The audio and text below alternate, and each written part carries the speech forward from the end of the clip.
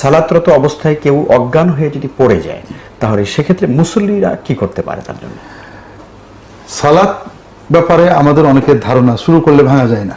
জি, আমাদের দেশে গল্পও আছে, বিভিন্ন সমাজে এক জায়গায় কয়েকজন সালাত আদায় করছেন, অমুসলিম দেশে একজন এসে বলে যায় তোমরা কে কিছু বলেনি, তখন কতল করে ফেলেছে, আর বাকিরা দাঁড়ায় সালাত পড়ছে, পরের জনকে কতল করেছে, পরের জনকে কতল করেছে।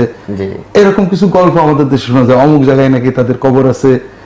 এর চেয়ে আজগবি মিথ্যা বানানোর গল্প আর হতে পারে না।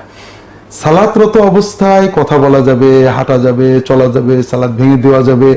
একজন সাহাবী,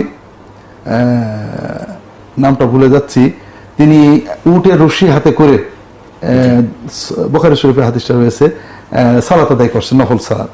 পাশে নতুন মুসলমানরা আছে, দ্বিতীয় প্রজন্মে, তারা একটু মশকরা করছে, দেখো হুজুর আবার হাতে করে সালাত আদায় করছে। আর উট যখন উঠতো শক্তিশালী প্রাণী, একটু খাইতে খাইতে হেঁটে গেলে উনিও হেঁটে যাচ্ছেন, কারণ উটে টান দিয়ে দাঁড়িয়ে থাকা যায় না, একটু লুজ দিয়ে দাঁড়াতে হয়।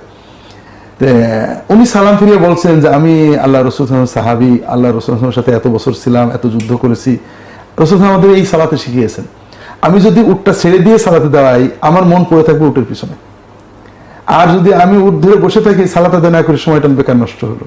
সালাতের ভিতরে এইটুক হাঁটাতে কোনো সমস্যা নেই।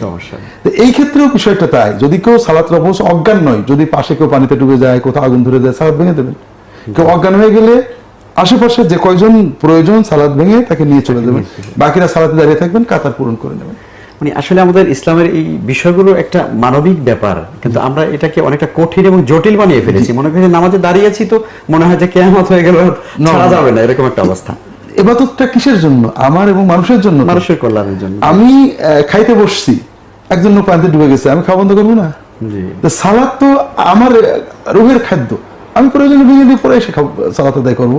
তো এই জন্য এমনকি আমাদের মসলার কেতাব, ফেকার কেতাব আছে, কারোর যদি 10 টাকার জিনিসও চুরি হতে থাকে, আপনি দাঁড়িয়ে আছেন, পাশে একদম 10 টাকার ব্যাগ নিয়ে যাচ্ছে, আপনি ধরবেন, নাও ভেঙে দেবেন প্রয়োজনে। এটাই হলো শরীয়তের বিধান।